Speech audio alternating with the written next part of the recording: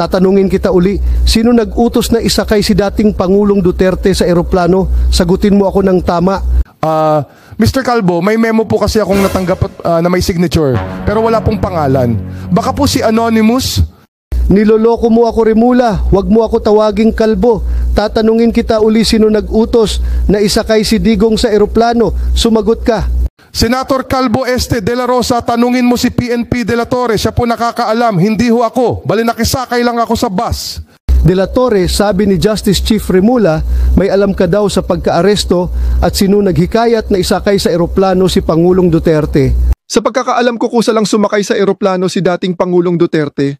Sinabihan ko kasi may Coca-Cola sa eroplano. Ayun, sumakay. Alam mo, General De La Torre, di pa ako nakabastrok ng kamukha ni Diwata. Baka ma-first time kita, umayos ka diyan kung tinatanong kita. Huwag na tayo maglokohan dito, De La Torre. Kitang-kita pa sa sinag ng araw yung ginawa mo sa ating dating Pangulo. Gusto mo pa nga siya hilahin. Tatanungin kita uli, sino nag-utos sa'yo na isakay si Digong sa eroplano? Kung di mo ako sagutin ng tama, papalitan ko yung Star General mo ng buwan.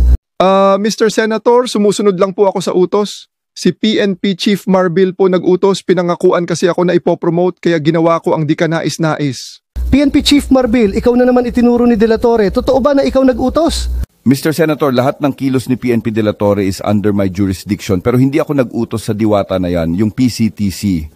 Sabi ni Diwata, ikaw daw nag-utos, kakasabi lang kanina, di mo mabibilog ulo ko. Ano, totoo ba ikaw nag-order sa pag-aresto kay PPRD? Oo, ako nag-utos kay De La Torre kasi under siya sa mandate ko. Pero yung PCTC po, yung nag-utos sa akin, andyan sa sakanan mo, tahimik lang. Sumusunod lang din ako sa utos yung PCTC, siya po nag-order. PCTC Group, sabi ni PNP Chief Marbil, ikaw daw ang may pakana ng lahat ng ito. Totoo po ba ikaw yung may order? Ano ba ka mo? Anong order ko daw? Oo, ako yung may order. Ang tagal dumating ng Food Panda na in-order ko. Kanina pa ako nagugutom sa hearing na to. Bilas! Parang naligaw ho kayo. Ang tanong ko, ikaw ba ang may order sa pagpadala kay PRRD sa Hague? Ay, akala ko ho pagkain na order. Pasensya na.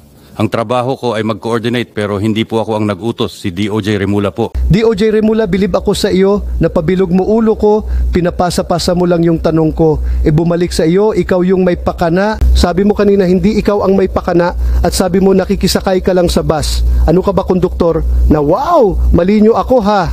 Ay tigil na nga natin to. Nag-aaksaya lang tayo ng oras dito, mga kausap natin mga matsing sa pader. Yung effort natin dito, napupunta lang sa wala.